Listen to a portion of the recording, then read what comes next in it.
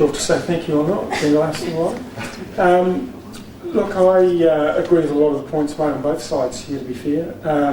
Having worked on both sides of the fence, I can see both points of view. I think delivery is definitely changing. The way we get our news and the way we digest it.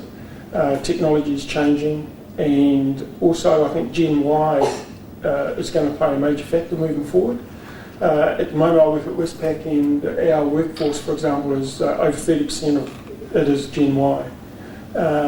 And by the year 2020, I believe, Gen Y is going to outnumber the combined demographics of silvers and baby boomers, 45s to 65s, by 2020. So they've been raised in an age of getting everything instantly. They don't wait, they don't want to wait, there's no appointment viewing, and things will change. And I think Paul's right, and I think Shane and Marianne are right, things are changing, the way people get their news, but also about the way, the type of news they want, and Gen Y wants different types of news. An interesting conversation I had a couple of weeks ago with John Minto, and he raised a point that when I was thinking about tonight, I thought was fairly valid. Being the social justice fighter that he is, we were talking about media today, and he was just commenting about how it's changed and how hard it is now to get a social discussion and social debate going in the mainstream.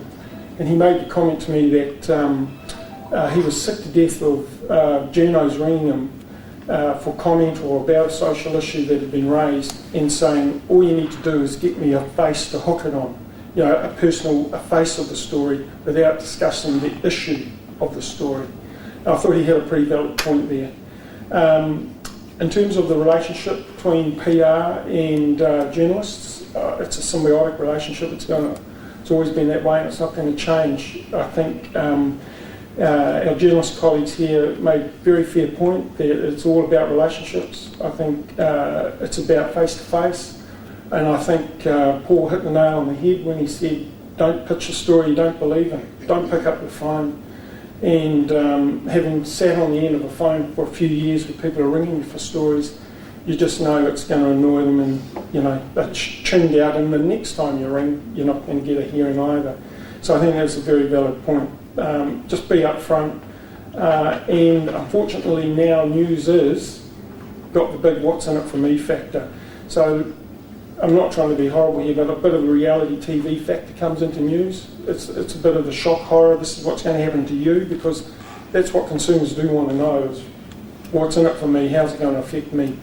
And that also, from a PR point of view, with the different issues we're dealing with, whether it's a crisis issue, whether we're trying to pitch and position someone or a company or a position, we've got to take those type of factors into consideration. So I think that's it for me.